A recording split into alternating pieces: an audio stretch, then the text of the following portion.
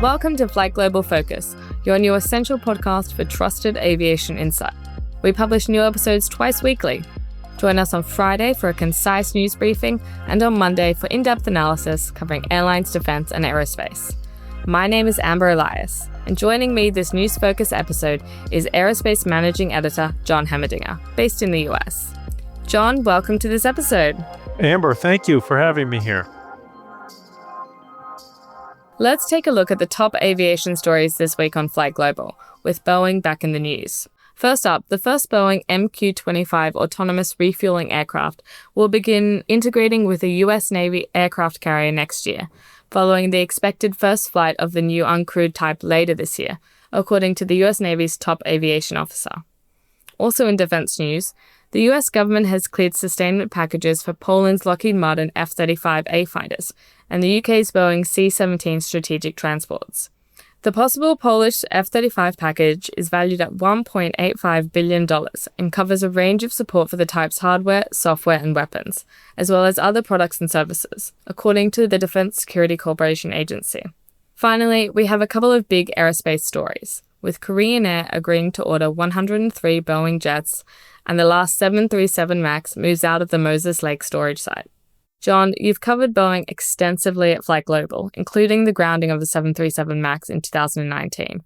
What does it mean for the program to finally move the last plane out of that storage facility? Yeah, Amber, it's a bit of a milestone for Boeing.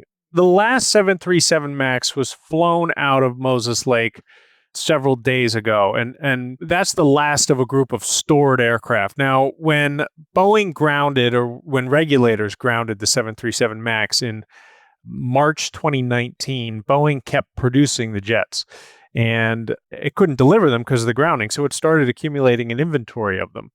And the grounding lasted about 20 months. And when it ended, we had the COVID-19 pandemic that was raging. And then meanwhile, during that, we also had geopolitical tensions and trade wars going on between the US and China. The result of all that was that Boeing wasn't able to deliver many 737 MAXs. China wasn't taking them. Airlines didn't want jets early during the pandemic, and they couldn't deliver them during the 737 MAX grounding. And at the same time, Boeing started to have to perform rework on a lot of the 737 MAX that it had produced because of quality problems, including with aft pressure bulkheads was one of the big issues. But the result of all that was that Boeing accumulated 450, even maybe slightly more 737 MAX over the course of that period in their inventory. These jets were not delivered. They were just sitting on Boeing's hands, and one of the places they were sitting was Moses Lake. Now, Boeing also had some of those stored aircraft in Victorville, California, at sites in the Puget Sound, and also in San Antonio. So it had these various storage sites all around. And Boeing had already moved the jets out of all the other sites except Moses Lake, and the last one left Moses Lake a few days ago. This means that Boeing has worked through that 450 inventory of aircraft. It's a big deal. They have not all been delivered. Some of them are still pending deliveries, probably to Chinese airlines. But we think the vast majority of them have been delivered. So maybe there's a handful that are still remaining and will be delivered presumably pretty quickly. So, Jon, it's been a long road to recovery for Boeing after all the problems with the 737 MAX. But Boeing has actually landed several big deals, most recently with Korean Air. Are airlines more confident now in Boeing's ability to deliver? They definitely seem to be. We've heard from airline CEOs over the last recent months and airline executives who have expressed a lot of optimism in Boeing. And one of those was one of the top executives at United Airlines, which has big orders outstanding for the 787 and the 737 MAX. But we just last week had a huge order commitment from Korean Air, 103 Boeing jets, and they included 737 MAX 10s and 777-9s. That's the 777X, the new variant. We had 777-8 freighters, also a new variant, not certified, and 787s. Now, Koreans among a big group of airlines that have recently ordered Boeing aircraft. And that order actually came amid discussions between the USA and Japan and South Korea over trade issues. But other recent deals include Qatar Airways, which ordered 160 Boeing jets in May. Etihad said it would purchase 28 wide-body jets from Boeing with GE engines. Gulf Air, 12 787s. Japan, 100 Boeing jets they committed to buy. So there's no doubt that airlines see more confidence in Boeing's ability to deliver, and that speaks to the progress they have seemingly made with production, speeding up production, and addressing what had been a raft of quality problems.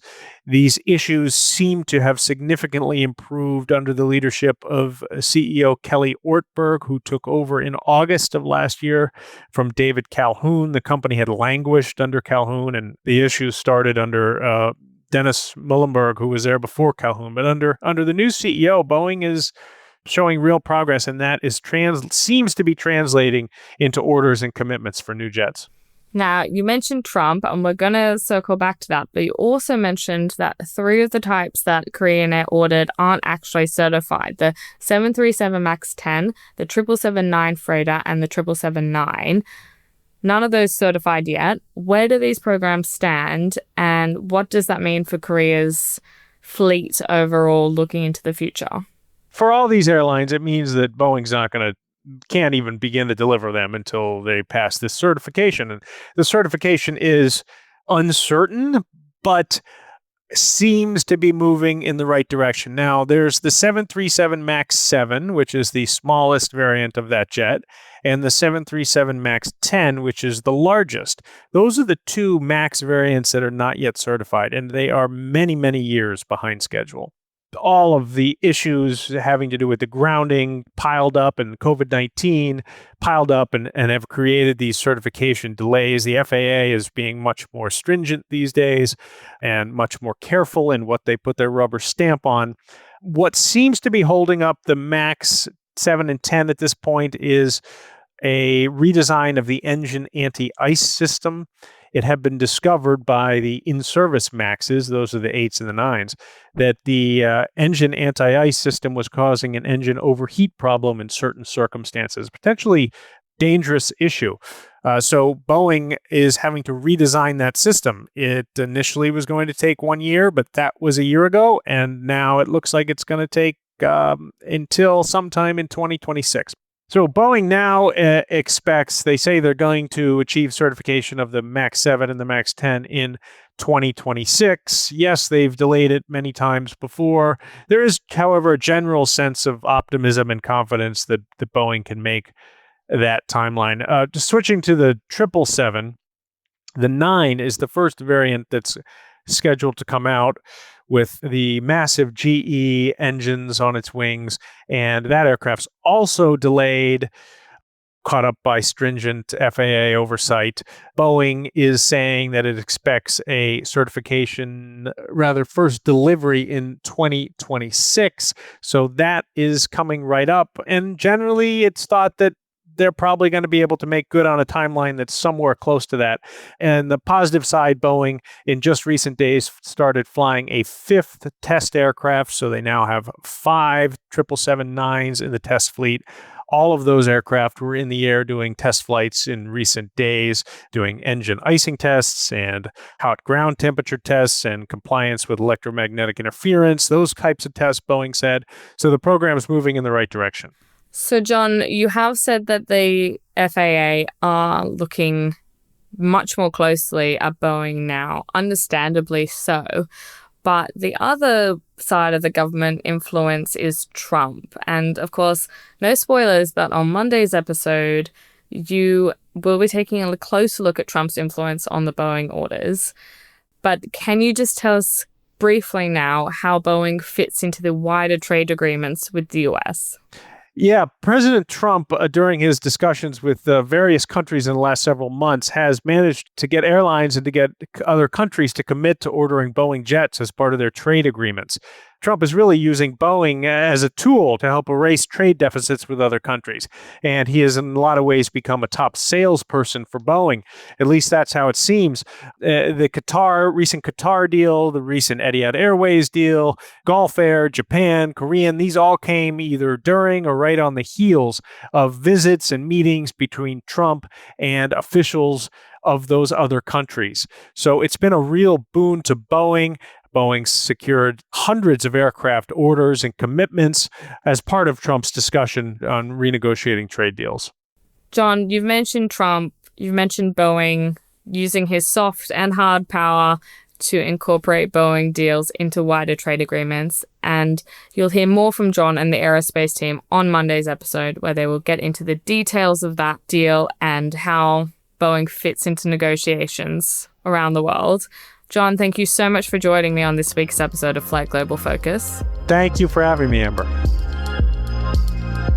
FlightGlobal Focus is a production of FlightGlobal, with audio production by Lucy Johnson. If you have any questions, comments, or suggestions, or for commercial opportunities, please email podcast@flightglobal.com, and more information can be found in the show notes. Listen, rate, review, and subscribe wherever you get your podcasts.